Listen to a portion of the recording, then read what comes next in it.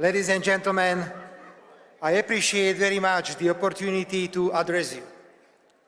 I am the fourth-time Prime Minister of a small, proud country in the center of Europe, Slovakia. I would like to open my speech by paying honor to one of Slovaks living in the United States. His name is Michael Strank. Sergeant Michael Strank served in the US Marine Corps during World War II and commanded a squad of soldiers on the Pacific island of Iwo Jima. And it was the very same squad that raised the victorious American flag on Iwo Jima exactly 80 years ago on February 23, 1945. A photograph from that event became the inspiration for the Marine Corps War Memorial in Arlington. I was in Arlington today and bowed before Michael Strank's grave. In doing so, I paid my respect not only to him, but to all American soldiers who fought and died in the Second World War. The contribution of American troops to defeat fascism is unquestionable. Please do not allow new Hitlers to arise. Please do not allow anyone to question the horrors of the Holocaust. Thank you very much. Ladies and gentlemen, we can celebrate the 80th anniversary of the end of the Second World War by stopping the senseless killing of Ukrainians and Russians in Ukraine. The energy and determination with which your President Donald Trump has entered into the peace process in Ukraine is admirable. He has many supporters in Europe for his directness and for spreading the truth. My good friend, Hungarian Prime Minister Viktor Orbán, recently complained, with a smile on his face, of course, that he has been trying to hold a mirror up to the European Union for years, and that the process has been extremely slow. And then Donald Trump comes along and manages to do it in a matter of days. If you will allow me, I also join Viktor Orbán in this complaint today, again with a smile on my face, of course. If there is one thing Europe needs today, it is the truth. If there is anything Europe needs every more, is the diversity of opinion and respect for it. The politics of only one single correct political opinion is devastating us and has serious practical consequences. If you go against the current, you are excluded and punished. Between 2020 and 2023, criminal law was brutally abused against the Slovak opposition, of which I was the leader. I myself was charged 4 times for political activity, illegally monitored and wiretapped. However, the institutions of the European Union remained silent because they had a submissive and vassal government in Slovakia. Ladies and gentlemen, no one is disputing that Russia's use of military force in Ukraine was a violation of international law. However, Russia had serious security reasons for doing so because it has long been misled on the issue of NATO enlargement. The conflict could have been brought to an end shortly after it began. The absolute majority of the European Union member states, with the exception of Slovakia and Hungary, have endorsed the idea that the war in Ukraine should be used to weaken Russia politically and economically.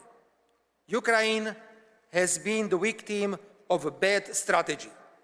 Today, it is evident that the limitless financial, military, and political support, coupled with the anti-Russian sanctions, did not bring its effect.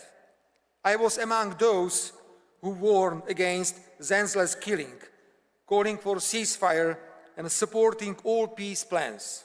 As a reward, I was branded a Russian agent. The word peace has been virtually unused in Europe for the last 3 years. Whoever spoke of peace was a warmonger. Whoever supported the war in Ukraine was a peace activist. Ladies and gentlemen, Your president is doing Europe a great service. He's bringing truth, and we all hope peace back to Europe. The attitude of the major European players and of President Zelenskyy of Ukraine, therefore, comes as an unpleasant surprise to me. They are pushing themselves to the US-Russian peace negotiation table, even though for 3 years now they have and still do openly support the war in Ukraine. More and more, it seems that President Zelenskyy actually needs this war. When there is war, there cannot be democratic elections. Zelenskyy is particularly worried about that. Let us recall in what a favorable situation Winston Churchill lost the 1945 election in Great Britain. When there is a war, it is difficult to investigate where a huge part of the funding given to Ukraine ended up, where an enormous number of arms ended up. When there is a war, Zelenskyy knows that he has total support of the European Union. I say all this quite openly, as Prime Minister of Slovakia, a country which is bordering Ukraine. Yes, we have to recognize that peace is being negotiated at a time when Ukraine is very weak. That is also why the proposals may come out of the negotiations may not correspond to the idea of a just and sustainable peace for Ukraine and its territorial integrity. However, Europe should in any case help the US President to end the senseless killing in Ukraine as quickly as possible and not hinder him from achieving this goal. Ladies and gentlemen, I have spoken many times today about the truth, respect for different opinions. It is particularly dangerous when the response to a different opinion is not just to ignore or disrespect it, but when the opponents reach for radicalization and violence. Such dangerous radicalization is now typical for liberal and progressive ideologies, which in addition to this new quality of political conduct promote abnormalities in everyday life and present them as normal and healthy. Let the attempt to assassinate your president or me be the proof of my claim. I grew up in a regular family where my father worked as a worker in a furniture factory and my mother as a shop assistant. Our lives were dominated by straight talk, common sense, respect and consideration for others. I brought a strong social sense from my family, and as an ordinary person, I openly espouse all the values associated with a common sense and a normality. As a politician, I add to this the respect for international law, for the principle of non-interference in the internal affairs of other countries, for sovereignty and strong national leadership. If anyone thinks that we will be intimidated by violence and that we will stray from this path of values, they are so strong. We used to say in Slovakia, what does not kill us, make us stronger. I intend to continue my efforts to amend the Constitution to improve the protection of fundamental values.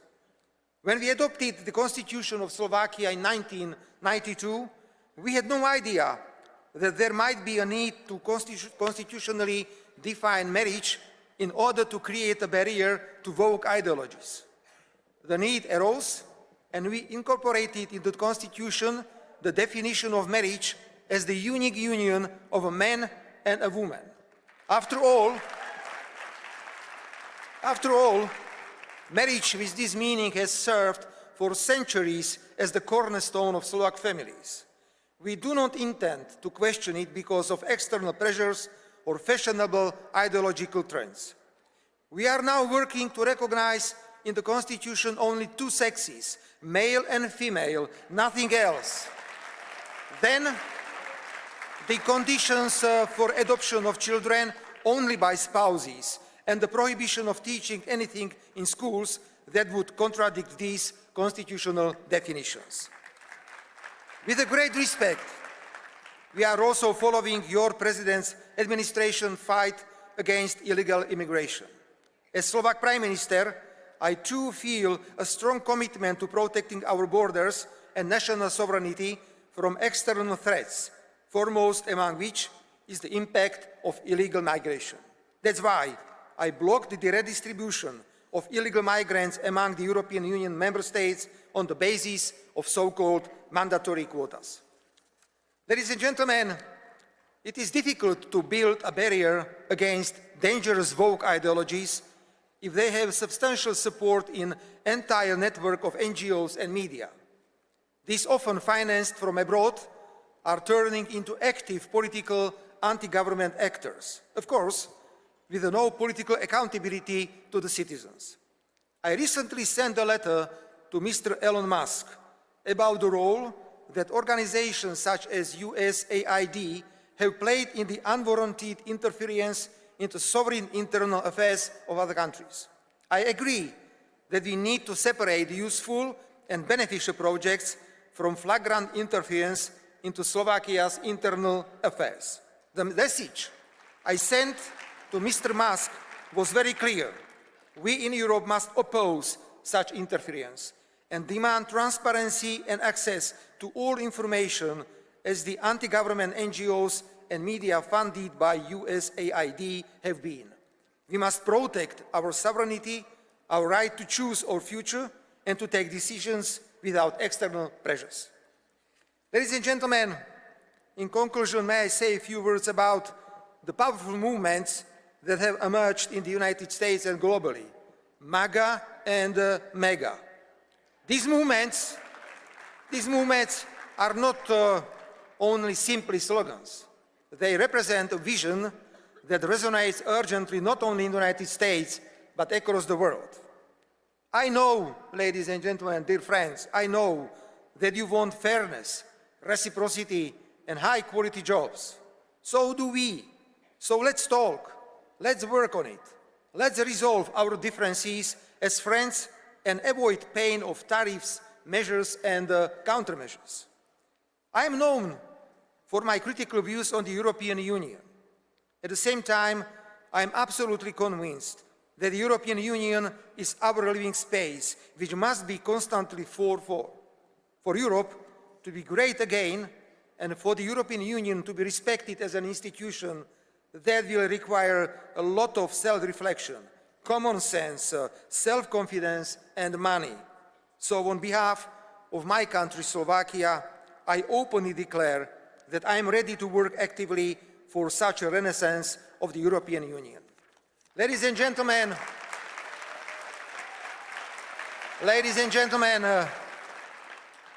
just as the Slovak Michael Strank stood side by side with his American friends on the island of Iwo Jima in February 1945, Slovakia stands next to the United States and the United States next to Slovakia.